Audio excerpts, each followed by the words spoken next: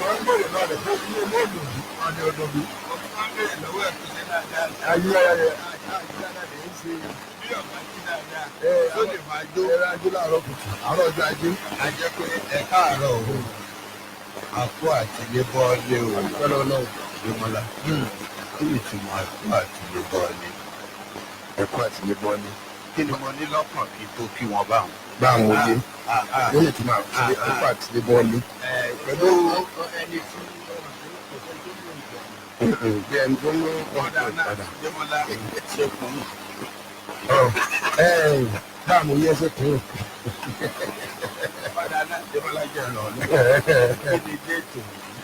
Òní ni ọjọ́ kejì oṣù kejìlá. Tí n bá wá sọ pé ẹ̀kọ́ àtìlé bọ́ọ̀lì. Ẹ̀kọ́ àtòṣù bọ́ọ̀lì oṣù. Ẹ̀yẹ náà nọ́mbà àgbòwò ń sọ. Nígbà lẹ́nu ó lòdì àyàn. Àti ètò ìwájú bí arínú olùmọ̀ràn ọkàn. Ọ̀rọ̀ rà rẹ̀. Ojú rà rẹ̀ gbẹ̀yìn. Gbogbo ẹ̀yin ìyá wa o ṣé dáadáa làjí arájà àbí òde àkókò àgbárígbó lónírèké lágbárígbó ń bàdàn lókè yín ọmọ àjànà rò àjànà gbígbó ìpàdé àjànà kò kété kò pété lẹ́yìn ṣètò sẹ́gẹ̀rẹ̀ tó kẹ́ máa gbọ́ wúrẹ́wúrẹ́ lókù èmi àti kòkòkò làjà. Adúpẹ́lẹ́ ọlọ́run ọba lágbára ọlọ́run ọba àmọ̀ ọ̀bára wa ní àìkú táwọn fi dẹ́gbẹ̀rẹ̀ ní àṣẹ. Èmi á máa sọ pé iwájú òkun náà ni wọ́n ṣe ẹ̀yìn òkun náà ni wọ́n ṣe. Wọ́n ní eré òṣè yípadà fún àbàtà kókò olókolóko làbáwọn ọmọ ọlọ́jà mẹ́rẹ̀ẹ́dínlógún. Pẹ̀lú àtìlẹ́yìn ọlọ́run ọba tó wú lẹ́ẹ̀kan tí mi sì gbọ́ lẹ́ẹ̀mí pé gbogbo agbára láyé àti lọ́run tí ẹ̀ ló ṣe. Lágbára ọlọ́run ọba lókolóko láàmú ọba yín ẹ̀kọ́ àbújúbà lórí ètò. Tó o lámẹ̀ ẹ̀tọ́ Babátúndé Ọláníyì tí ò kọ́ bá ń bá àmúyẹ gbọ́dọ̀ tiẹ̀ tí ò kú mọ̀ ní ìpínlẹ̀ láìpẹ́. Ó ti wà tipẹ́. Ó ti wà tipẹ́. Àwọn ọmọ parí ọdọ Jésù. Àwọn àdúrà kan bẹ tí kò yẹ gbọ́dọ̀ fi ìbò gbà. Jẹ́mọ́lá kò ti dákọ̀ òkun kí wọ́n tún wá sọ pé kò kú wọ́n ti mọ̀ kókù náà ló tún sọ.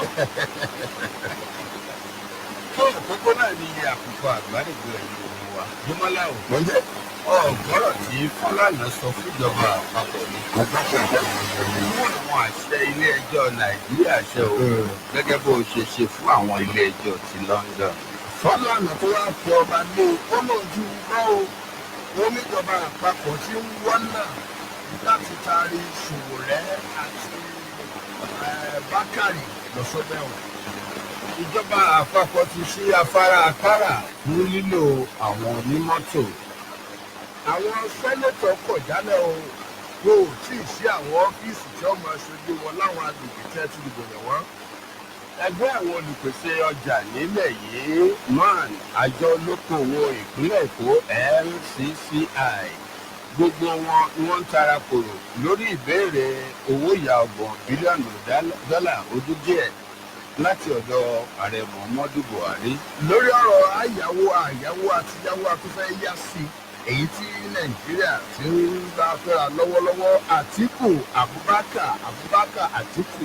omi ẹ̀kọ́ náà ni ọjà ìkó ọ̀rọ̀ bo ààrẹ Muhammadu Buhari lórí kíni ẹ̀bẹ̀rẹ̀ kọ́ lórí òbítíbitì akọkọlùkọ gbèsè tí pápó lórí tí so ìyẹn di ajé oúnjẹ ọ̀sán gan èyí tí Nàìjíríà ń fojoojúmọ́ jẹ lórí ara wọn ni. Ó mà ṣe o èèyàn márùn-ún jáláìsí nígbà tí àwọn èèyàn mẹ́sàn-án mìíràn ṣèṣe débi ìgẹ́ nínú ìjàmbá mọ́tò kan tó ṣẹlẹ̀ ní òpópónà márosẹ̀ Èkó síbàdàn ní alẹ́ Sátidé tó kọjá. Bílíọ̀nù 500 mílíọ̀nù náírà iléeṣẹ́ ètò ìdájọ́ àti iléeṣẹ́ ọ̀rọ̀ ilẹ̀ òkèèrè làwọn fẹ́ ná nínú ètò ìṣúná ọdún tí ń bọ̀ nílẹ̀ yìí. Ẹni fún kíni wọ́n ní níná fún àwọn àkànṣe iṣẹ́ ṣíṣe sáwọn agbègbè gbogbo tí ń bẹ lórílẹ̀-èdè yìí. Iléeṣẹ́ ológun orí ilẹ̀ nílẹ̀ Nàìjíríà kò wá àwọn ajagunta tẹ́lẹ̀ fún ikọ̀ Boko Haram síṣẹ́ o pé kò lé gbogbo kó sọ fún toko kí àdàgbọ́ kóró fún ọbẹ̀. Àjọ SERA ọwọ́ alákòóso ètò owó náà lórílẹ̀-èdè yìí níwájú ilé ẹjọ́ lórí ẹgbẹ̀tàlélógójì mílíọ̀nù owó dọ́là tí wọ́n ní Nàìjíríà já wípé òun ó fi ṣe àgbékalẹ̀ àwọn kámẹ́rà aṣọ́niká fún olóògbé tó bọ́rẹ́lẹ̀. rìpẹ́tọ̀ ọlọ́pàá mẹ́ta sájẹ́ǹtì méjì ní ọwọ́ àwọn agbófinró ti tẹ̀ báyìí o lórí ẹ̀sùn pé àwọn ló ṣekú pa ọkùnrin onífàájì kan níbàwò ìbálálà alẹ́ kan Lagos night club. ọjọ́ 12 oṣù kínní ò ní yẹ o nítorí náà àtótó arére gbogbo àjèjì tí ń gbé Nàìjíríà láì bófin mu. ìjọba àpapọ̀ ń kéde tantan pé ọjọ́ 12 oṣù kínní wọ́n bẹ̀rẹ̀ wíwá àwọn tọ́rọ̀ kàn padà sílẹ̀ kó wá wọn ní tìpa tìkúùkù. Démọ́lá oúnjẹ Ṣọmọ Smart Adéyẹmí bẹ́ẹ̀ ni ó smart púpọ̀ tó wọlé ìbò sẹ́nẹ́tọ̀ gẹ́gẹ́ bí sẹ́nítọ̀ ní Kogi. ní ẹkùn ìdìbò Kogi West. ọgbọ́n tó sọ nìyẹn. yes kẹ ó ní ọmọ òṣèlú mi ni Dino Melaye láyé jẹ is my boy political boy. my political boy. so adúpẹ́lẹ́ ọlọ́wọ́ ọba. ọ́fíìsì ààrẹ ó koro ojú sí gbólóhùn kan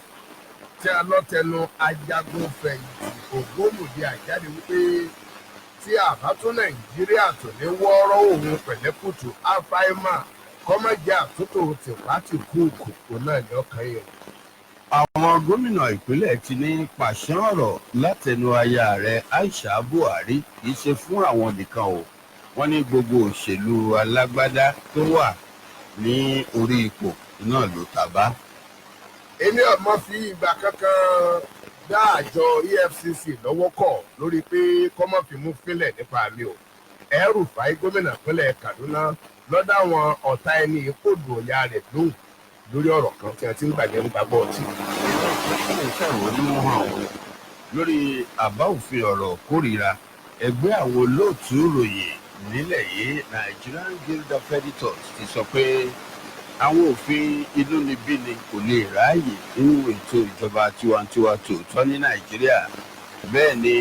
International Press Institute tako ṣíṣe ìdájọ́ kú fún àwọn tó bá sọ̀rọ̀ ìkórìíra nílẹ̀ Nàìjíríà. wọ́n ní kí la gbé kí la jù. Démọ́lá ẹ kú ewu ọmọ ó forí sọ pẹpẹ ẹni ó ṣe báríkà ẹlẹ́yìn ọ̀fẹ́ wùyá ẹ ti ń ṣàdúrà pé ètùbàrè dámọ̀ náà sí ọfà pájóná ǹjẹ́ ìyá jẹ́ ń gbọ́mọkàn lọ́ba rẹ̀ tan ọmọ ọfà tan ọmọ ya ọ̀rẹ́ rí nǹkan Ọlọ́run ṣàánú. ìjókòólé aṣòfin sẹ́nẹ̀tì àtètè já mi lórí àbá òfin ọ̀rọ̀ kórìíra ni o ní kíákíá. ààrẹ ẹgbẹ́ agbẹjọ́rò NBA tẹ́lẹ̀ ló sọ bẹ́ẹ̀. ẹnì ó ṣonígbọ̀wọ́ àbá òfin ọ̀rọ̀ ìkórìíra ti ní àwọn tó ń tako àbá òun jẹ́ àwọn tó ń pèrè ọ̀rọ̀ lásán bí ẹni tó sùn àwọn pretenders. ọ̀dà bí Ọlámipẹ̀kun bó ṣe takò ó bí ọ̀pọ̀lọpọ̀ yẹn ṣe ń takò ó bẹ́ẹ̀ náà ni Sani Shehu Sani òun náà ni kò sí tọ́jọ́ òun náà takò àbá òfin òfin kórìíra ọ̀rọ̀ kórìíra point of correction. TB Joshua ó ti gba gómìnà tó ṣẹ̀ṣẹ̀ wọlé ìbò nípínlẹ̀ Bayelsa níyànjú pé kó ṣiṣẹ́ lórí àwọn ètò ìdẹ̀rùn ibi tí bàtà ti ń ta àwọn aráàlú lẹ́sẹ̀. lórí níta tí ń bá bọ̀ bákan náà òun náà la tún rí gbogbo àgbàgbé pé báyìí o wọ́n ní wọ́n ti kìlọ̀ fún ọmọ ilẹ̀ wa Nàìjíríà pé kálukú ṣèwé agbẹ́jẹ́ mọ́wọ́ o pàápàá jùlọ lórí àwọn ìgbésẹ̀ kan èyí tí wọ́n ní à ń gbé tí ò bófin mu lórí àwọn ọ̀rọ̀ tó kàn gbọ́dọ̀. lórí ìbò gómìnà Ẹdó fọdún 2020 tí ń bọ̀ lọ́nà àwọn akẹ́kọ̀ọ́ ilé ẹ̀kọ́ gbogbo ìṣepolí ti ní Ọbaṣẹ́kì ni làwọn yóò máa kilẹ̀ fún ni làwọn ń bá lọ. Ọ̀ṣínbàjò kò sórí atẹ́gùn ó ní mo rí ire àti àánú tí ń bọ̀ wá fún Nàìjíríà torí náà yọ ọmọ Nàìjíríà ẹ lọ fi ọkàn balẹ̀. Kúkúlájà ọ̀pọ̀lọ́ ọ̀mọ̀mọ̀ ló dùn mọ́ ló bá dà sí àwùjọ fún àwọn ẹgbẹ́ alátakò gẹ́gẹ́ bí ẹgbẹ́ òṣèlú PDP nílẹ̀ yìí ṣe ń sọ fún alága àjọ elétò ìdìbò INEC pé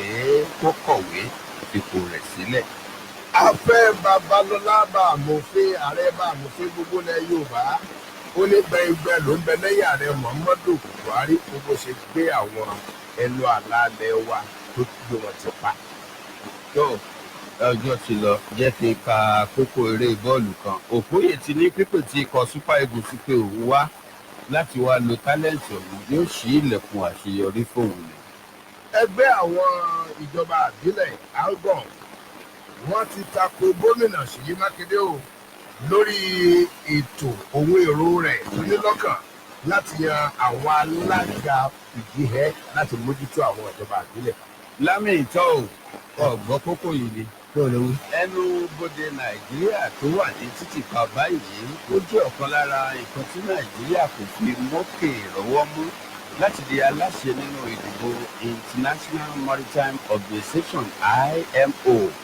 àwọn àjọ olókoòwò ojú omi lágbàlá ayé nìtumọ̀ eléyìí. èdè ni ó mú kó mbẹ ní ìṣèjú ìdánù lórí ẹ̀ òun náà ní pẹ̀tọ̀ Adéyẹmí ó ti bẹ gbogbo ọmọ Nàìjíríà pé ẹ dákun ẹ jèbóyàwó olùpẹ́bẹ̀ ẹ dáríjì Dino Melaye. Kòkòlájà ọyá bá ń parí ẹ̀ ó sáré ń pápá tẹlẹngẹ ó rìn ní bèbè ọ̀nà ẹlẹ́nkù yẹlẹ́nkù olórí àsìn ní dòdòǹgbà mẹ́tàlá pa mẹ́tàlá mọ́ ọmọ láìlo. sọmọ láìlo ni àbí bàbá láìlo. ilé ọmọ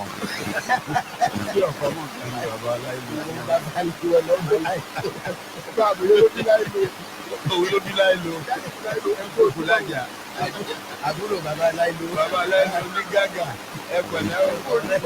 ọ̀rẹ́ bàbá láìlo kó ojúmọ́. aṣáàmọ̀ tí mo pa ó ní nǹkan tí mo fi sọ Kòkòlájà àwọn èèyàn máa ń sáré ọdún wọ́n máa ń sáré owó làbárè ń bọ̀ manakocha palaroba aburakadabura.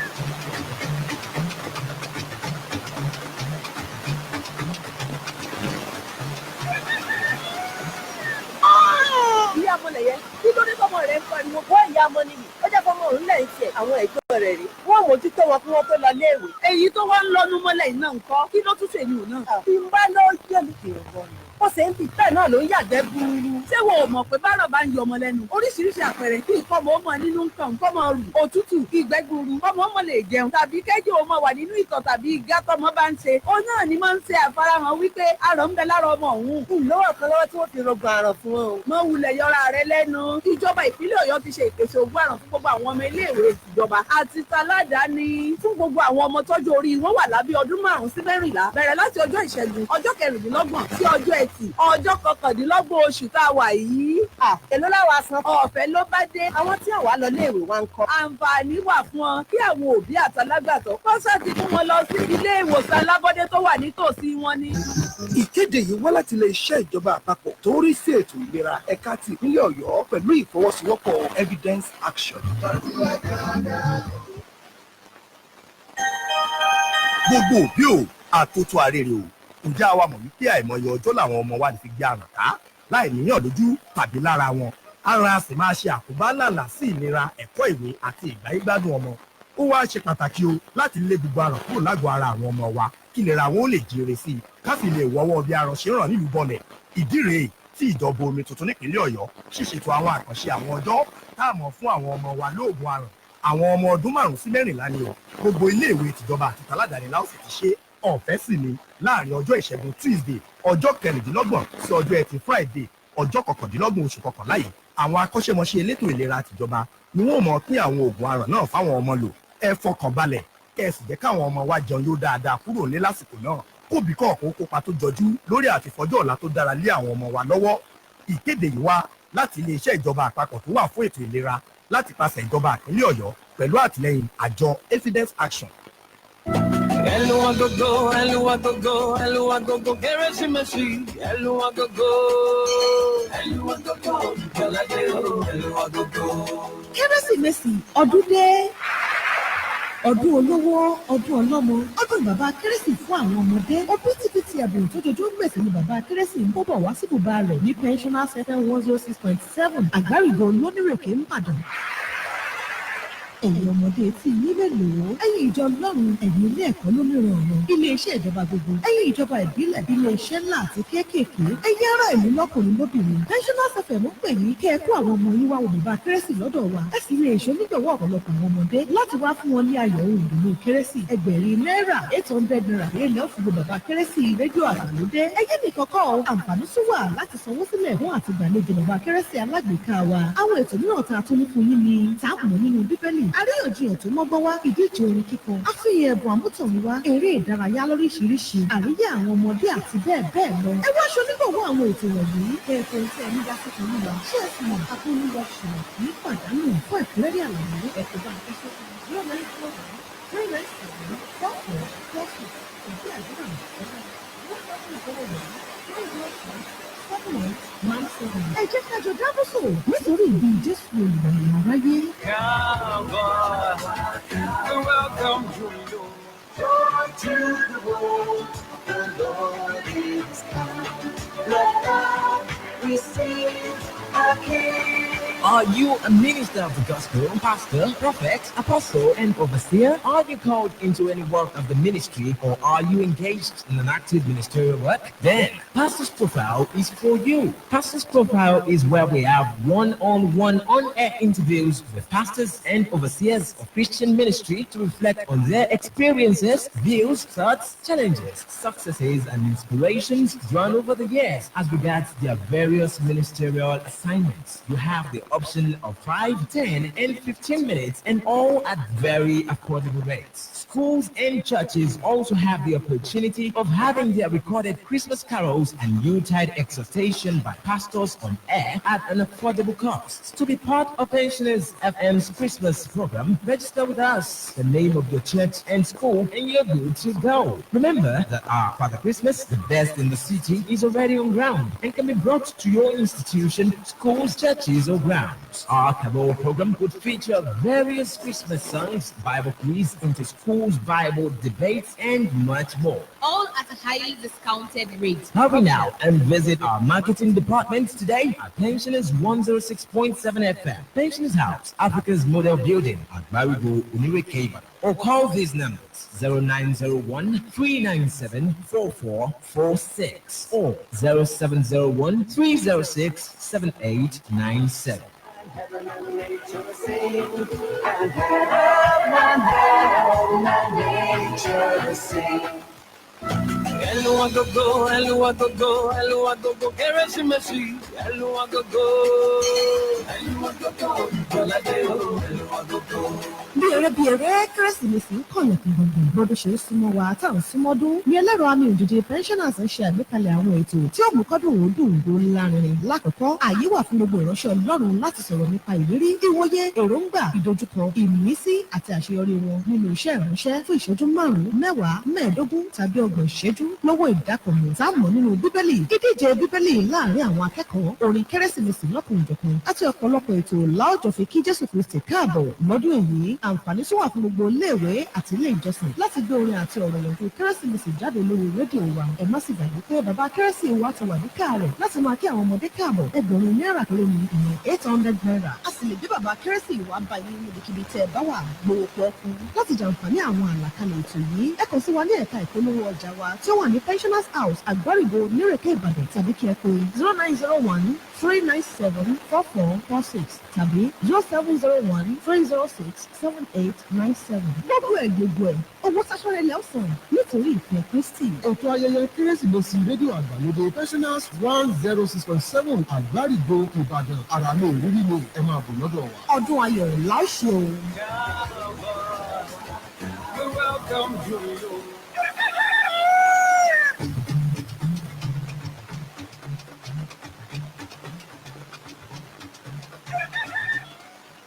tó rédíò Pensioner náà ni ẹ darapọ̀ mọ́ Pensioners FM 106.7 ní Àgbárígo lónírèké Ìbàdàn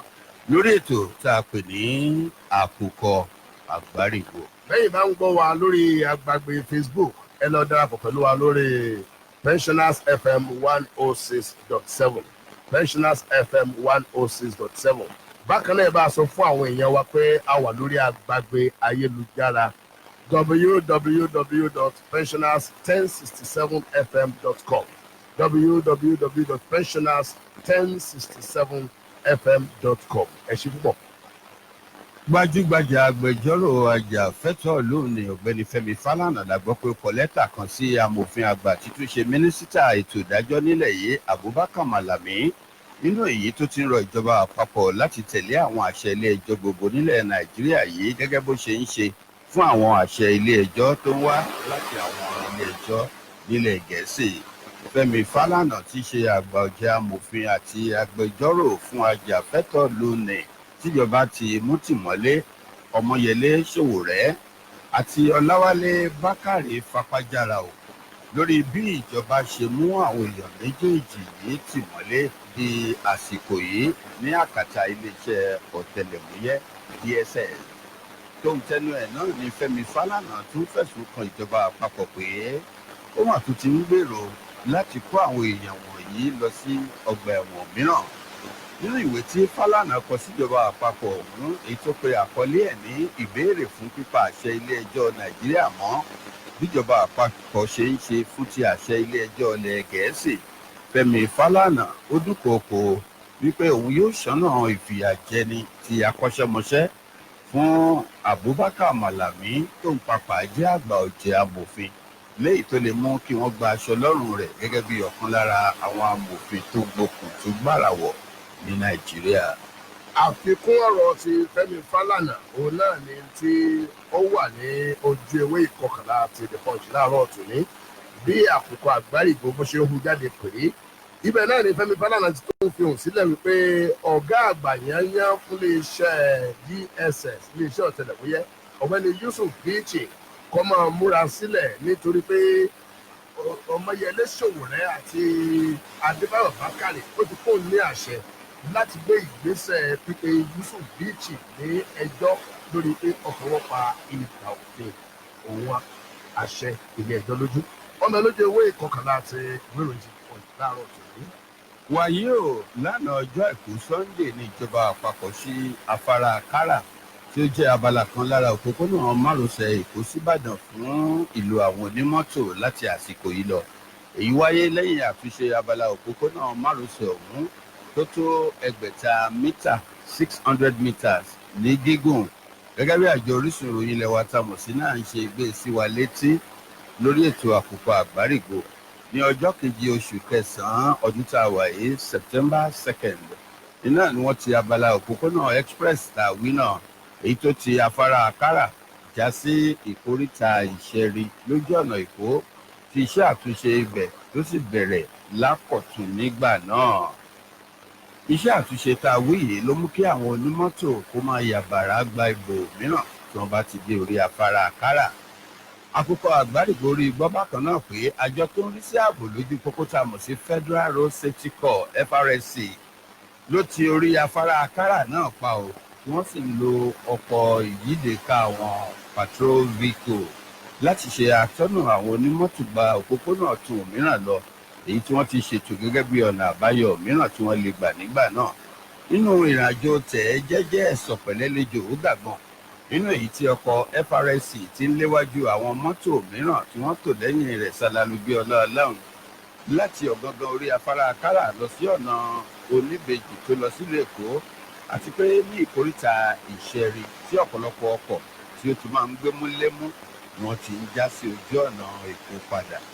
ìjọba àpapọ̀ ti kéde rẹ̀ pé ọjọ́ 12 oṣù kínní kò ní yẹ̀ o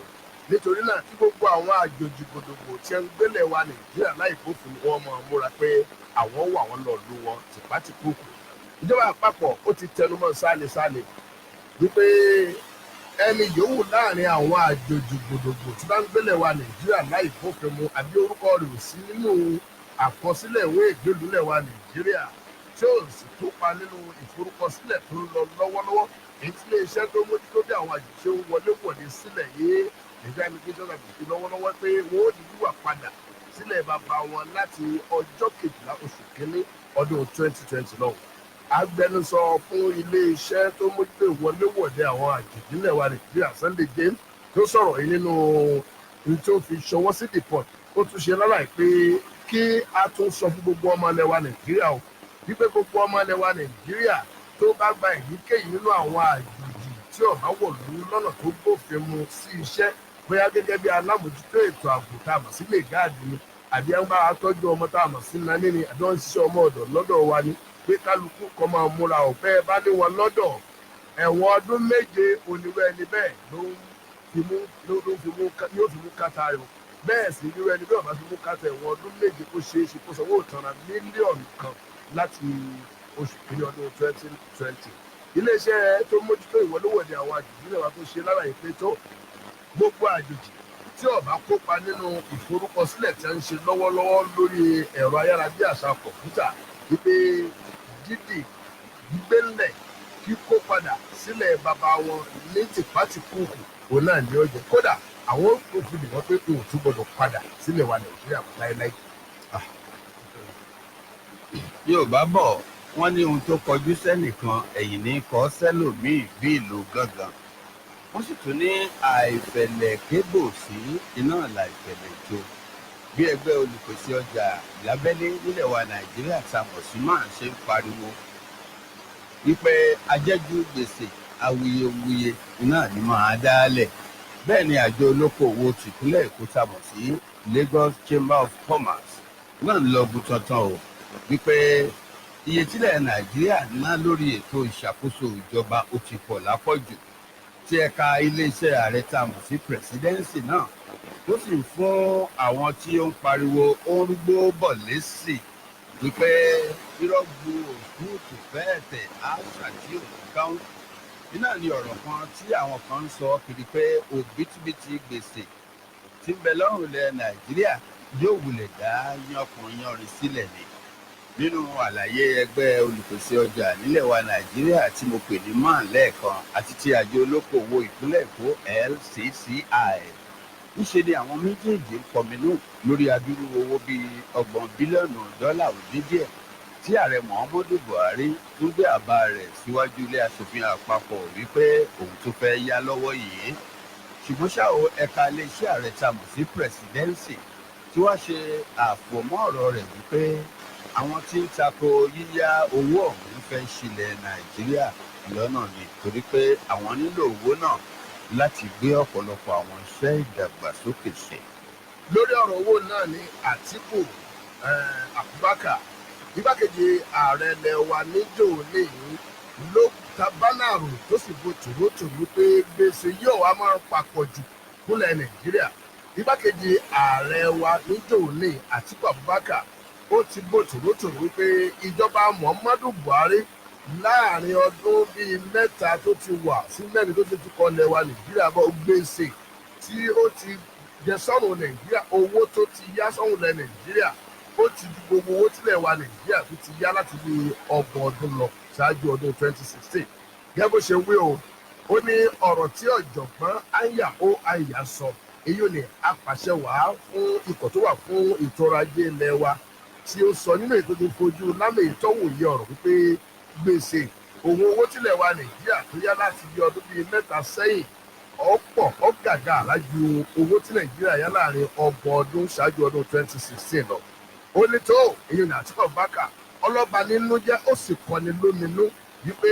kí ló dé tí Nàìjíríà ń fojoojúmọ́ yáwó lọ́tún àti lósì láì náwó kan tó nítumọ̀ lórí ìdàgbàsókè ètò ẹ̀kọ́ wọ́n ní níbi ayẹyẹ ẹlẹ́ẹ̀kẹrìnlá ìdásílẹ̀ yunifásitì tí wọ́n pè ní American University of Nigeria tó wà ní Yola ní olóòlù ìpínlẹ̀ Adamawa ní Àtíkù Abubakar ló ti da ìkó ọ̀rọ̀ bo ààrẹ wa Muhammadu Buhari pé gbèsè yìí sẹ́ ọ́n pàpọ̀ jù lórí ilẹ̀ Nàìjíríà. bá a mòye bá a mẹ̀tọ́ ní apá ọ̀dọ̀ tèmi mo ka ìròyìn kan lẹ́ẹ̀kan wípé Fẹ́mi Fálànà gbajúgbajà ajàfẹ́tọ̀ọ́ ìlú ó sọ fún ìjọba Muhammadu Buhari pé kó bẹ̀rẹ̀ sí ní bọ̀wọ̀ fún àwọn àṣẹ ilé ẹjọ́ ti Nàìjíríà gẹ́gẹ́ bó ṣe ń ṣe fún àwọn àṣẹ ilé ẹjọ́ tilẹ̀ Gẹ̀ẹ́sì tilẹ̀ rìsọ̀sì. ìjọba tiwantiwa láláǹṣe Nàìjíríà láláǹṣe ìjọba tiwantiwa ẹ má sì mí gbọ́ ìjọba tiwantiwa láláǹṣe democracy ìjọba tiwantiwa nílànà ọ̀kan gbòógì nínú ìlànà ìjọba tiwantiwa ó ní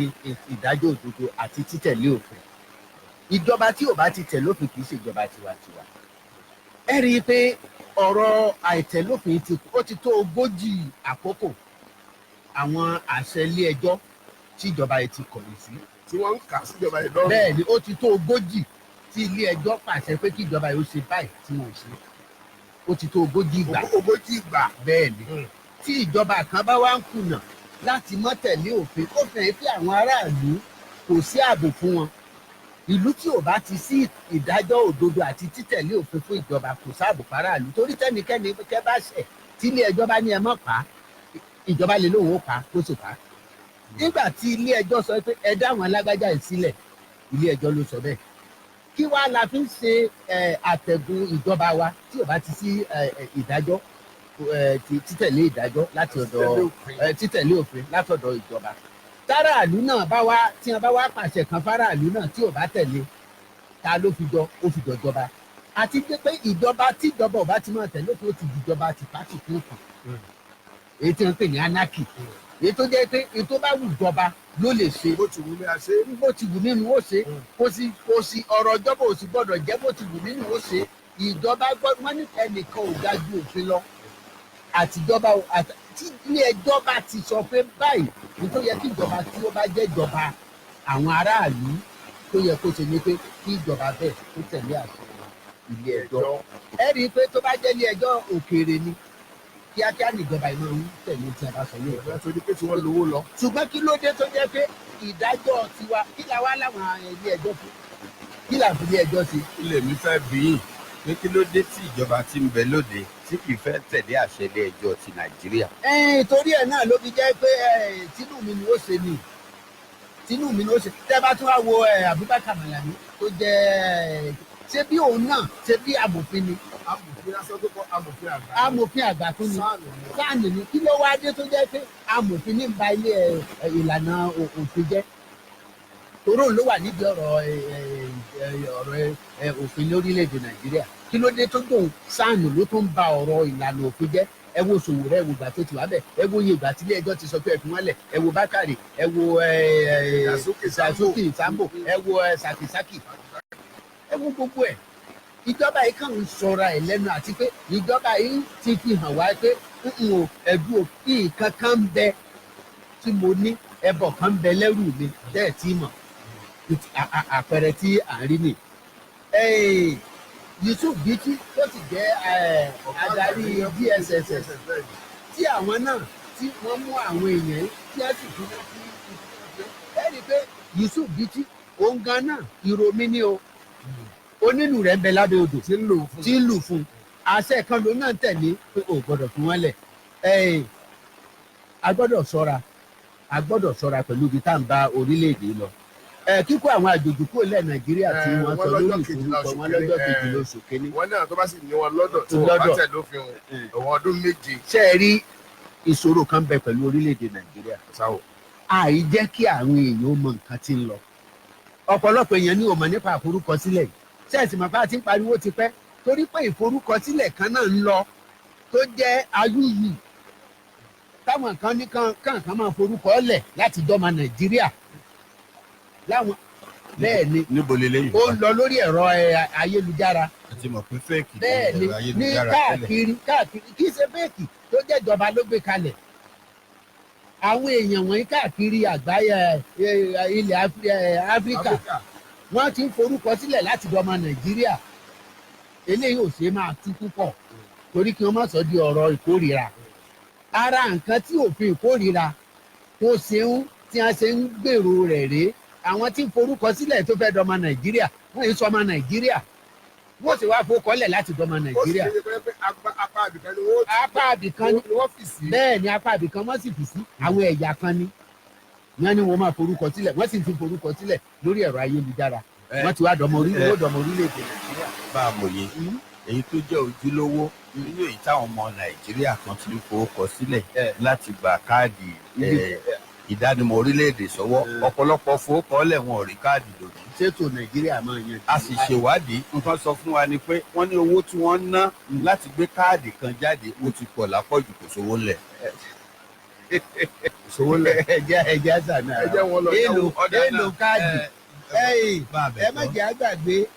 wọ́n ní gbèsè tíjọba ń jẹ wọ́n ló kọ ìjọba ní gbèsè ọkọ̀ nígbà wo níjọba ó jẹ́wọ́ nígbà wo ni ìjọba wa fẹ́ jẹ́wọ́ ẹbí o ewu ń bẹ ń bí o ewu ń bẹ ń bí o ṣe é rí gbèsè yàtọ̀ sọ̀rọ̀ ìjọba léèyàn gangan méjì ni gbèsè pín sí gbèsè burúkú àti gbèsè dáadáa gbèsè dáadáa wà gbèsè burúkú wà ṣùgbọ́n gbogbo gbèsè tí nàìjíríà ń jẹ gbèsè burúkú ni. ẹ ṣáwò. gbèsè tí ò bá ti lè sanra rẹ̀ tó jẹ́ pé ogún ojú wa látò fi san padà tí ò lè tán ara rẹ̀ gbèsè burúkú ni. báwo ni gbèsè ṣe lè sanra rẹ̀. gbèsè tó lè san rẹ̀ ni pé àwọn owó tíjọba ń yá yìí kí ni wọ́n fi gbé kalẹ̀ tó jẹ́ pé yóò máa wá mówó wọlé tó jẹ́ pé owó tí bá mú wọlé wọ́n máa fi san gbèsè padà. bẹ́ẹ̀ni kí ni wọ́n fi gbé kalẹ̀ ibo lówó ń wọ̀ ibo ló bọ́ sí tí wọ́n gbé kalẹ̀ dàtà rí tó jẹ́ pé tí wọ́n wá gbé kalẹ̀ yìí o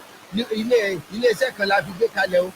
ètò kan tí ó máa mówó wọlé fún ìjọba la fi gbé kalẹ̀ o ní tí ó mú ètò ọrọ̀ ajé wa rú gọ́gọ́ sí ni la fi gbé kalẹ̀ o tó fi jẹ́ pé owó tí ó máa wá ti bẹ̀ wọlé òun ni ó san gbèsè padà tí ò ní jẹ́ pé ọmọ nàìjíríà lórí òpadà wá ta tí ò ní jẹ́ pé àwọn wàhálà wa tá a bá tún ṣe láti máa san. bá a mòye owó tí ń bẹnu TSA kí la fi ń ṣe treasury single account. àbí ṣe bọ́jẹ́tì. àbá kan pa mọ́ lásán ni. ẹ bẹ́ẹ̀ mọ̀ yín pé nígbà tá a bá ṣe àwọn ìdìbò ìpínlẹ̀ kan ní iye owó tá a máa fún wọn ẹ wo iye wọn fún wa ní Kogi ẹ wo iye wọn fún wa ní Èkìtì ẹ wo títì tí wọ́n ṣe tí ẹ̀rí tó bá jẹ́ irú àwọn nǹkan wọ̀nyí owó Nàìjíríà. ọ̀dà ìtọ́bẹ̀ èdè ìtẹ̀sán ní ìsìnkú ọ̀rọ̀ owó náà ni serap àjọ tí ń jà fún ètò aráàlú ní ètò amúlùdùn ọrọ̀ ajé àti pé kájíṣẹ́ ìríjú ìlú ní gbangba làṣáta wọn ló ti wọ́ mínísítà fún ètò owó náà ètò ìṣúná àti àtòlẹwà Zainab Ahmed lọ sílé ẹjọ́ lórí wípé wọ́n kọ̀ ń gbé orúkọ àwọn kọngílá tí wọ́n ní wọ́n gba iṣẹ́ kámẹ́rà aṣọ́nìká tí wọ́n ní wọ́n fẹ́ ṣe sí olúùlú lẹwa Àbújá CCTV wọ́n ní wọ́n kọ̀ wọn orúkọ wọn jáde wọ́n sì ní owó yìí owó yá ni Nàìjíríà yá irinwó mílíọ̀nù tó yẹ ká ẹ máa wá gbọ́ ẹ máa wá gbọ́ láti ilẹ̀ China bẹ́ẹ̀ ẹ máa wá gbọ́ tó yẹ ká yáwó láti ṣe kámẹ́rà a lè ṣe kámẹ́rà kì í ṣe pé kámẹ́rà ò dáa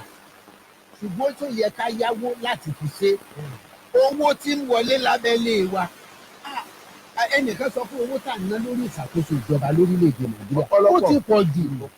ó ti pọ̀ jù tí ò bá pọ̀ jù ẹ̀yin náà ẹ wo iye owó tá à ń ná lórí ìṣàkóso lásán ẹ wo àwọn àdánù owó tá à ń ná lórílẹ̀‐èdè Nàìjíríà láti ìgbà kan wọ́n ní Nàìjíríà pé owó kọ́ ní ìṣòro wa àti náà nígbà náà tá a fẹ́ fi ṣe ní ìsìn ìṣòro wa ti wá di pé àtowó àti tá a fẹ́ fi ṣe méjèèjì wa kò sí mọ́ kí la ti ṣe láti ìgbà tá a ti ń rówó èyí tá à ń ṣe lọ́wọ́ yìí kí lèrè tí ó ti bẹ̀ wá lọ́dún méjì sí ìsìn lọ́dún mẹ́ta sísìn lọ́dún ọdún mẹ́wàá sísìn kí lèrè tí ó lè tánràn ara rẹ̀ tá a gbé kalẹ̀ kò sí bẹ́ẹ̀ gẹ́gẹ́ làwọn ìpínlẹ̀ náà bẹ́ẹ̀ níjọba ìbílẹ̀ náà gbogbo èrò wa ní pé owó tá a bá ti yá ìwọ̀n pin. ọ̀dà àkókò àgbárígò náà ni ó ń tẹ̀síwájú láti Pensioners FM 106.7 ní àgbárígò lónírèké ńbàdàn olúléeṣẹ́ elétò ààbò nílẹ̀ wa Nàìjíríà Defence Headquarters ti ní irọ́ ńlá náà ní ìròyìn kan tí ó ń tàn kálẹ̀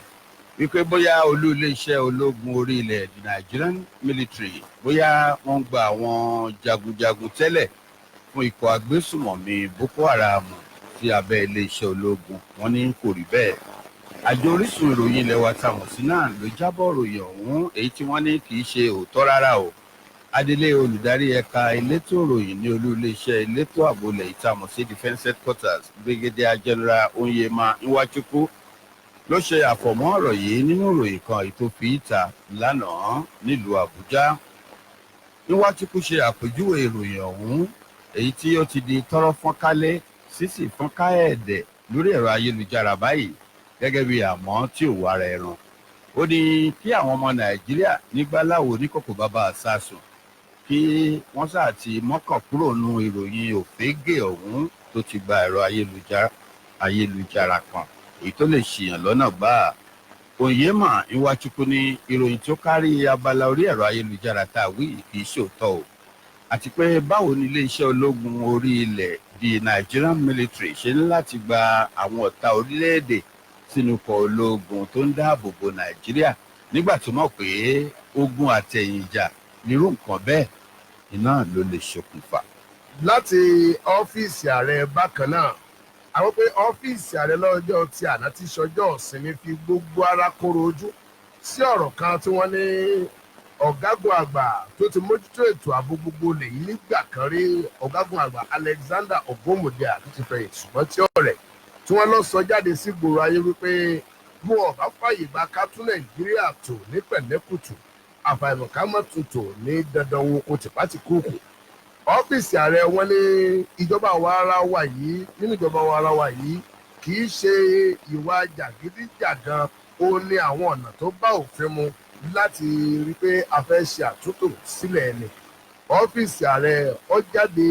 sọ̀rọ̀ yìí jáde nínú àtijáde kan èyí tí ọ̀gbẹ́ni Garba Shehu ti ṣe agbẹnusọ fún ààrẹ tó fi léde. wọ́n ní ọ̀rọ̀ náà èyí tí ó jáde látẹnu ọ̀gágun àgbà Alexander Ogbomodia pàápàá jùlọ ẹni tó ti gbà kan jẹ́ olórí fún gbogbo ẹ̀ka ètò àbólẹ̀ wa Nàìjíríà wọ́n ní kì í ṣọ̀rọ̀ tó tọ̀nà èrò ọkàn àwọn kan nílẹ̀ wa Nàìjíríà ó ní sọ jáde àwọn tí wọn ò tí ì gbà wípé ìjọba àwa ara wa ó ní ìjọba tó tí ì dáa jù ní gbogbo àgbáláyé. ọ́fíìsì ààrẹ fi gbogbo ara kóró ojú sí ọ̀rọ̀ tí a ní ọ̀gágun àgbà Alexander Ogbomodia tó ti fẹ̀yìntì sọ lórí wípé àtúntò dandan wo oko la fẹ́ fàyè gbà nílẹ̀ Nàìjíríà. bá a mẹ̀tọ́ àwọn kan ti ń sọ tipẹ́ pé kíyàn ó dàtúnbú kọ́bẹ̀ ó dàtúnṣe lórílẹ̀‐èdè Nàìjíríà yìí ká lè mọ ibi tí à ń lọ ní pàtó. àwọn kan sọ nígboro ayé wípé ìjọba ẹlẹ́kùnjẹkùn bírú eléyìí tó ṣẹlẹ̀ nígbà bàbá Ọbáfẹ́mi Awólọ́wọ̀ ló yẹ ká máa lò ní Nàìjíríà kí kálukú lè mọ nǹkan tó ń ṣe ilẹ̀ rẹ̀ ṣe. ṣe rí ọ̀rọ̀ Ogbomodia ẹ̀kẹ́ òtòṣì kì í tó lẹ̀ láàárọ̀ ó dalẹ̀ àti pé wọn ó jọ bí ẹni pé àwọn tí máa ń gbọ́ bá ìjọba àpapọ̀ sọ̀rọ̀ tàbí gbọ́ ọ̀rọ̀ fún ìjọba àpapọ̀ wọn ì gbọ́ àgbọ́yé ni wọ́n máa gbọ́ bẹ́ẹ̀ àgbọ́yé la nílò bá a bá fẹ́ kí nǹkan tó ọ̀gágun àgbà Alexander Ogbomodia sẹ́mi pé aṣáájú elétò ààbò orílẹ̀-èdè ni tẹ́lẹ̀ ẹni tó wẹjú òun lẹ̀rú máa bá ẹni tó bá wẹjú ó ti máa rí ní tó fẹ́ ṣẹlẹ̀ àti tó lè ṣẹlẹ̀ tí nǹkan kan bá ń ṣẹlẹ̀ sẹ́mi pé ìsọ̀rọ̀ gbèsè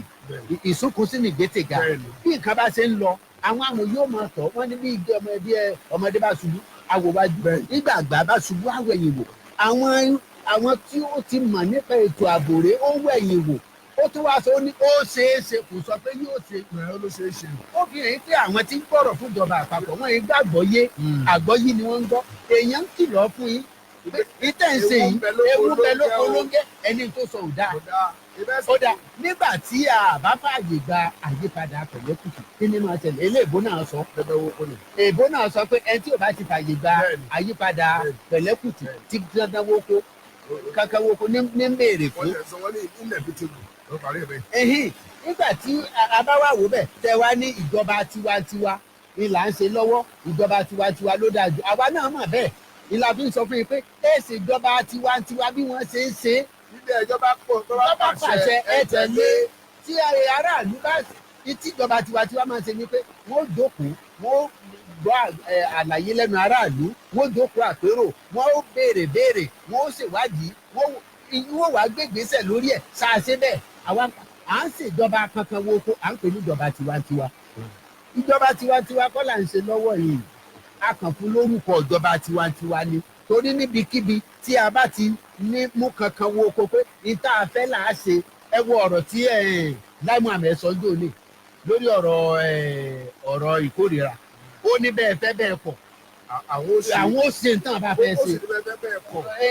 orí àgbàgbé àbáláyé àwọn ó tọ́ bọ̀ gbogbo tó bá wà wọn làwọn ó ṣe lẹ́yìn rẹ̀ láwà náà tún sọ̀rọ̀ ó ní gbogbo táàrẹ bá ti gbé wálé aṣòfin òun ló dáa fún rere Nàìjíríà ní ta ló sọ bẹ́ẹ̀ fún ta sọ bẹ́ẹ̀ fún Lai Muhammed tó ní kankan wo okun tán bá fẹ́ ṣé ìjọba tiwantiwa nù government of the people, by the people and for the people. lédè Gẹ̀ẹ́sì. ìyẹn ni pé ìjọba àwa ara wa fún àwa ara wa látọwọ́ ara wa kí làwa ara wa wá ń sọ nínú ìjọba ètò múlẹ̀ ilé ẹjọ́ dájọ́ kò sí ẹ wá ní ìjọba tiwantiwa ló dáa jù táwa náà mọ̀ ni ẹja máa kà á síwájú. ọ̀dà àkùkọ àgbárígo náà ni ẹ̀ ń gbọ́ látòrí ìkànnì Pensioners FM 106.7 ní àgbárígo onírèké ńbàdàn làwà kí ẹ yọjú sí wa kẹ́ ẹ gbé wa lárugẹ. ìròyìn eléyìí sọ wípé àwọn gómìnà tó wà ní gbogbo ìpínlẹ̀ mẹ́rẹ̀ẹ̀rìndínlógójì tí ń bẹ ní Nàìjíríà ti ṣe àfọ̀mọ́ ọ̀rọ̀ kan o nípa gbólóhùn kan tó ṣe ẹnu aya ààrẹ orílẹ̀-èdè yìí Aisha Buhari jáde nínú èyí tó ti gbé tako ìjọba wa lórílẹ̀-èdè Nàìjíríà.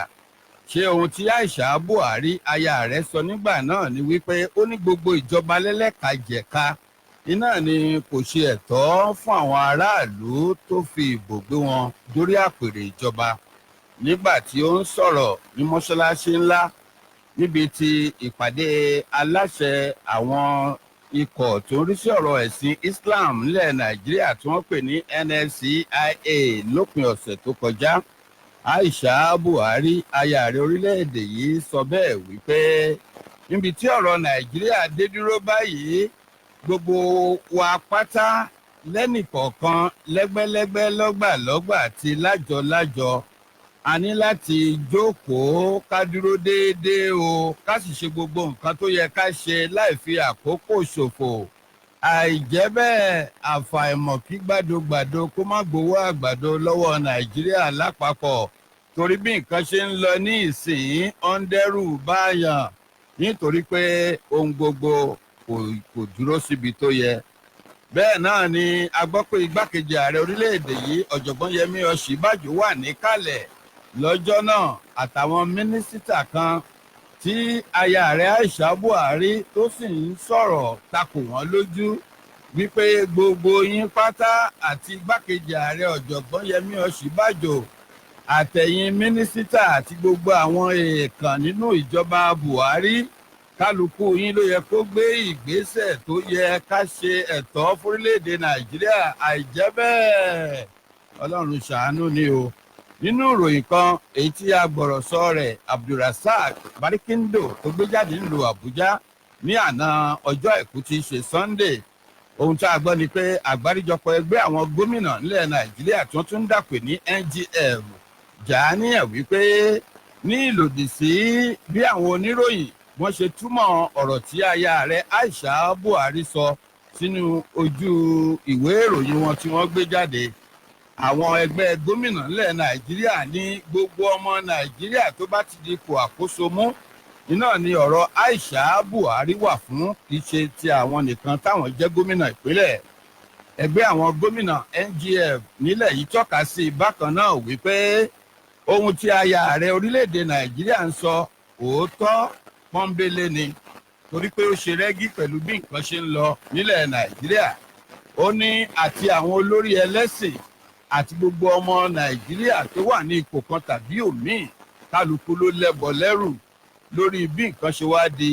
yanpanyanrin lórílẹ̀‐èdè Nàìjíríà tí aráàlú ń ké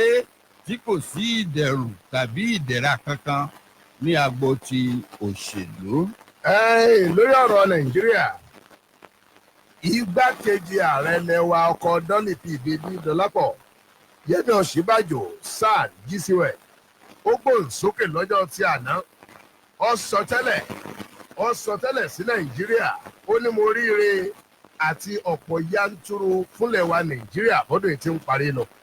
níbi ìsìn ìdúpẹ́ kan èyí tí wọ́n fi ń ṣe ìdúpẹ́ pé ọdún 2019 ó ń parí lọ èyí tó wáyé ní ilé ìjọsìn tí ń bẹ ní ààfin wa tí ń bẹ nílùú Àbújá tá a ní kàrí ọmọ sùn lórúkọ wa Aso Villa olótọ̀rọ̀ náà nílùú Àbújá. lára àwọn tó wà ń bẹ̀ láti rí igbákejì ààrẹ ní ilé-ìgbìmọ̀ asòfin àgbà ilẹ̀ wa sẹ́nẹ́tọ̀ Oye Ọmọ Àgègè akọ̀wé ìjọba ilẹ̀ wa Nàìjíríà ọ̀gbẹ́ni Boss Mustapha àti àwọn lọ́gàálọ́gàá lẹ́nu iṣẹ́ ìjọba àti àwọn lẹ́ẹ̀kan míì bákan náà. a gbọ́ pé gbogbo àwọn tó wà ń bẹ̀ ni wọ́n fẹnu kò tí wọ́n sì pa nǹkan wípé ẹ má jà tara wa jẹ Ọlọ́run fẹ́ràn Nàìjíríà pàápàá jùlọ lọ́dún tí ń tá lọ yìí o pàápàá tí ó jẹ́ kí Nàìjíríà kó fọ́nká bíi iná wẹ́dà tó ṣe ní Òṣùṣù Ọ̀wọ̀. a gbọ́ pé nínú ọ̀rọ̀ tó sọ ń bẹ̀ Ọ̀ṣínbàjò ọkọ̀ Dọlápọ̀ ó ní ẹ wo ọ̀rọ̀ nàìjíríà kò tí ì sú ọlọ́run o pàápàá jùlọ ọbọ̀ tó ṣe ń parí lọ yìí o ọba fi kún wípé bí ọdún yìí ṣe ń parí lọ kí nàìjíríà fọkàn sí ire àti ọ̀pọ̀ yanturu ó ní òjò tó ṣú dẹ̀dẹ̀dẹ̀dẹ̀dẹ̀dẹ̀ tí ó sì rọ̀ tí gbogbo aṣọ kálukú wa tí ó sì rẹ̀ ọ̀ ń bẹ lójú ewé ìkọkànlá ti The Punch gẹ́gẹ́ bí àkókò àgbárígo bó ṣe hu jáde láàárọ̀ tòní. kí ọlọ́run kó má jẹ́ kí n tá a rò kó ba èyí tí à ń rò lọ́kàn jẹ́ kẹ́ bá mi ṣàmì ẹ̀ wìtìwìtì. àmín àmín àmín. àwọn ọlọ́pàá márùn-ún èyí tá a ti rí rìpẹ́tọ̀ ọlọ́pàá mẹ́ta tí wọ́n já wọ ibùdó ìgbà fàájì alẹ́ kan tí ń bẹ ní àdúgbò Ṣòdì ní ìpínlẹ̀ Èkó ní ọjọ́ Ẹtì Friday ìjẹrin tí wọ́n sì ti pa bẹ́ẹ̀ ṣekú pa ọkùnrin onífàájì kan tí wọ́n ti ń káwọ́ pọ̀nyìn rojọ́ báyìí ní àgọ́ ọlọ́pàá o. ọ̀gá ọlọ́pàá DPO àti ọ̀gá ọlọ́pàá tó mójútó ìṣẹ̀lẹ̀ ìwà ọ̀daràn tá a mọ̀ sí DCO ní àgọ́ ọlọ́pàá Akínpẹ̀lú ibi tí àwọn ọlọ́pàá náà ti ń ṣiṣẹ́ ni wọ́n tún lù lẹ́nu gbọ́rọ̀ o lórí ẹ̀sùn pé wọ́n fi iṣẹ́ àmójútó àwọn ọlọ́pàá tí ń bẹ lábẹ́ wọn játa. kò mọ níbi eléyìí nìkan o àwọn ọlọ́pàá márààrún tí wọ́n ń káwọ́ pọ̀nyìn rojọ́ ní àgọ́ ọlọ́pàá la gbọ́ pé wọ́n ṣàdédé já wọ Crest Inn Club tí ń bẹ ní àdúgbò Ṣòdì nílùú Èkó lálẹ́ ìjẹrin Jímọ̀ pẹ̀lú èrò ọkàn láti gbá àwọn tó wà níbẹ̀ mú àmọ́ tí wọ́n yìnbọn mọ́ ọ̀dọ́mọkùnrin ọmọ ọdún 27 years kan tó sì kú lójú ẹsẹ̀ tí wọ́n sì tún ṣe àwọn èèyàn méjì mìíràn léṣe pẹ̀lú ọta àbọ̀n bákan náà. alárinà iléeṣẹ́ ọlọ́pàá ní ìpínlẹ̀ Èkó PPRO Bala Elkana jẹ́rìí sí ìṣẹ̀lẹ̀ náà kódà ó ní lóòótọ́ ni wọ́n ti mú àwọn ọlọ́pàá náà sátìmọ́lé báyìí. Bala Elkana ní àwọn ọlọ́pàá tọ́rọ̀ yìí kàn ti ń fojú winá ìbáwí abẹ́lé ṣáájú kó tó jẹ́jọ́ níwájú ilé ẹjọ́ ní sàn-án. ààrẹ bá amòfin gbogbo ilẹ̀ Yorùbá olùdásílẹ̀ Afẹ́ Babalọ́lá yunifásitì tó wà ní Adó Èkìtì olóyè Afẹ́ Babalọ́lá SAN ó sọ lọ́jọ́ tí àná wípé bí Nàìjíríà ṣe gbé àwọn ẹnu àlàálẹ̀ rẹ̀ tì láwọn agbègbè kan ó ló dáa púpọ̀ fúnlẹ̀ wa Nàìjíríà pàápàá jùlọ tá a bá ń sọ̀rọ̀ nípa ti ètò ọrọ̀ ajé ilẹ̀ yìí. bákan náà ni ààrẹ bá amòfin Babalọ́lá ló tún ké sí gbogbo ọmọ Nàìjíríà wípé kí wọ́n ṣe àtìlẹ́yìn fúnjọba ààrẹ Muhammadu Buhari lórí ìgbésẹ̀ náà tó gbé àti ìlànà náà ti ń tàn lọ́wọ́lọ́wọ́. ó ní báyìí o ó ti jẹ́ kí ọ̀pọ̀lọpọ̀ ọmọ ilẹ̀ wa Nàìjíríà kí wọ́n padà síbi iṣẹ́ àgbẹ̀ bẹ́ẹ̀ sì ni ó ti ń jẹ́ kí n tá ń pèsè láti di iṣẹ́ àgbẹ̀ kó túbọ̀ máa pọ̀ sí i. ó ní eléyìí gan yàtọ̀ sí tá à ń wí yìí o ó tún jẹ́ kí àwọn nǹkan ogun tí ò bófin mu bí àwọn àbá àti ọta rẹ̀ èyí tí ó ń fa kí ètò ààbò ọmọ dídà kó máa dídò ó dínkù káàkiri ilẹ̀ wa Nàìjíríà. olùdásílẹ̀ APUAD náà ìlú Adó Èkìtì olúùlú ìpínlẹ̀ ti Èkìtì ló ti sọ̀rọ̀ níbi ayẹyẹ kan èyí tí wọ́n fi káde èyí tí àjọ kan tó pèsè owó fún ìdàgbàsókè iṣẹ́ àgbẹ̀ ní gbogbo àgbáláyé tó ṣe nílẹ̀ tó ti ṣèdánilẹ́kọ̀ọ́ fún àwọn ọ̀dọ́ láti ìpínlẹ̀ Ọ̀yọ́ àti ìpínlẹ̀ Èkìtì lórí àtúrò wọn lágbára nípa iṣẹ́ àgbẹ̀ ńlẹ̀. ó wá ké sí gbogbo ọmọ ilẹ̀ wa Nàìjíríà àti àwọn ìjọba ní lápapọ̀ pé kò sí ní tó burú nínú ká gbọ́wọ́ sí owó tá à ń ná lórí iṣẹ́ àgbẹ̀ pàápàá jùlọ ká lè bá ní ànító àti àníṣẹ́kù ká sì lè bá pèsè iṣẹ́ fún gbogbo àwọn ọ̀dọ́ tí ń bẹ nílẹ̀ wa Nàìjíríà. ojú ewé ìkẹtàlá ó ní àkùkọ àgbárígo ló ti hu jáde nínú ìwé ìròyìn ti The Punch. tó ẹ̀yin èèyàn wa tí ẹ̀ ń gbádùn wa lórí ìkànnì yìí Pensioners FM 106.7 jẹ́ mọ̀ pé ẹ lè mú fọ́nrán polówó ọjà yín wá síbí kábàáyé tó jáde lórí ètò tó lọ lọ́wọ́ ìta pè ní àkùkọ àgbárígo owó táṣẹ́rẹ́ náà ni à ń gbà ẹ bá a mẹ̀tọ́ bá a mòye. wọ́n ní ìròyìn kan ti di tọ́rọ́ fọ́n kálé lórí ẹ̀rọ ayélujára ìròyìn náà sì ni ẹ̀sùn kan tí wọ́n fi kan iléeṣẹ́ ológun orí ilẹ̀ the Nigerian military pé bóyá wọ́n gba ajagun ta. wípé bóyá wọ́n ti ń gba àwọn ajagun ta tí wọ́n ti fìgbà kan ṣiṣẹ́ fún ìpàgbésùmọ̀mí Boko Haram. kí lẹ lè sọ nípa ilé. èmi ò ṣe mọ̀ pé àwa ò àdébẹ̀ etí wọn bá sọ òun náà ni a gbọ́ pé àwọn ò gbà ṣùgbọ́n èmi kàn máa wòye pé tí ò bá sí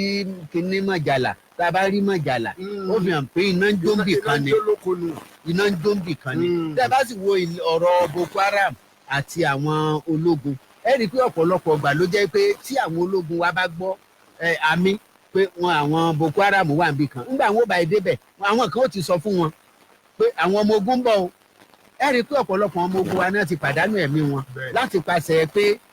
àwọn kan ń bẹ tí ọ̀gbẹ́yìn bẹbọ jẹ́ tó jẹ́ pé ní àárín àwọn ó yẹ kí iléeṣẹ́ ológun gan kí wọ́n ó túnra wọn wò torí pé ọ̀rọ̀ Boko Haram yìí kò ó dàbí ẹni pé àwọn kan ti wá sọ di okòòwò. ó dàbí kọ́ tó jẹ́ pé wọ́n fẹ́ kí kinní ó sá máa wáyé kí wọ́n lè máa rówó tí wọ́n bá ní wọ́n gbà wọ́n ó fi hàn pé àwọn kan ń bẹ láàárín wọn tó jọ mọ́ tí wọ́n ń sọ yìí àbáwọn wo ní tú àṣírí ológun fún àwọn Boko Haram àwọn wo ni ó sọ fún àwọn Boko Haram pé ibi báyìí ni ẹ gbà ibi báyìí ni wọ́n gbà ó fi hàn pé nǹkan kan iná kan ń mú lábẹ́nú tó yẹ káwọn olókè ọmọ kan mọ gbogbo tá a kan máa ṣe lórílẹ̀‐èdè Nàìjíríà tí a bá ti sọ̀rọ̀ kan tí wọ́n kàn fọwọ́ sí yí dànù kí wọ́n máa wádìí wọn ò wádìí kí iléeṣẹ́ ológun gan wádìí kí ó wọra wọn lábẹ́nú kí ó yẹra wọn wò ó jọ bí ẹni pé nǹkan kan ń bẹ lábẹ́ aṣọ wọn tó yẹ kàn gan wò kó má bàa jẹ́ pé àìrìnpọ̀ ejò ìníkù ṣe ń pa wọn lọ́dọọdọ. bá a mọ̀ yé bá a mọ̀ yé ẹ̀yin náà sọ lẹ́ẹ̀kan wípé ọ̀rọ̀ iléeṣẹ́ ológun àti àwọn aráàlú ojú òtélé ẹsẹ̀ òtókò ni àmọ́ tó ń ṣẹlẹ̀ àwọn ọmọ tí ń ṣẹlẹ̀ lọ èyí tí wọ́n wí la gbọ́ èyí táwa tún wá rò náà la sọ fún wọn wípé káwọn náà ó yẹra wọn wò. ṣùgbọ́n ohun tẹ́mi fẹ́ bi ni pé ṣó ṣeé ṣe kí iléeṣẹ́ ológun ilẹ̀ the Nigerian military kó máa gba àwọn ọ̀tá orílẹ̀-èdè sẹ́nu iṣẹ́ ológun. iléeṣẹ́ ológun ò lè gba ọ̀tá orílẹ̀-èdè sí iléeṣẹ́ ológun ṣùgbọ́n tá a bá lọ́ta orílẹ̀-èdè nínú iléeṣẹ́ ológun ó lè gbọ̀ta orílẹ̀-èdè sí iléeṣẹ́ ológun. ọ̀tá ilé ó lè ran ọ̀tá òde lọ́wọ́ bíbú ní ò bá pani kò lè pani ta ló mọrú àwọn èèyàn tí ń gbégbèsè wọn sáwọn tí ń lọ rèé ṣòfófó ibi ológun ó tọ̀ ṣé wọn ò lè gba ọ̀tá orílẹ̀-èdè Nàìjíríà ni. láì jẹ́ káwọn ológun láì jẹ́ káwọn ológun ó ń gbé àti ẹ̀ ló tiẹ̀ mọ kù tí wọ́n wà ta ló mọ pẹ̀túrú àwọn èèyàn bẹ́ẹ̀ wà ta ló máa ṣe tí ń bẹ lọ́wọ́. aya Buhari ọ̀rọ̀ gidi ni tí a mọ̀ pé mo rí lé mo róde kì í jẹun àlùjọ tì. òun náà ti mọ̀ yín pé èyí tí ń ṣẹlẹ̀ yìí ó dá ìjọba wo ló ṣètò ọmọ orílẹ̀-èdè Nàìjíríà ní ìsìn ẹ̀ sọ. àtijọba ìbílẹ̀ ni o. àti tìpínlẹ̀ àti tàpapọ̀. àti tàbújá ni o. èwo ni ọmọ Nàìjíríà lè sọ pé àdúpẹ́ lọ́lọ́run ó yẹ ẹ sọ fún mi. kò sí àrò tí àìsà sọ ọ̀rọ̀ ní àìsà sọ èyí táwọn ìjọba gómìnà wa sọ pé àwa nìkan kọ́ wọ́n ti ẹ̀ mọ̀ fáwọn òsì.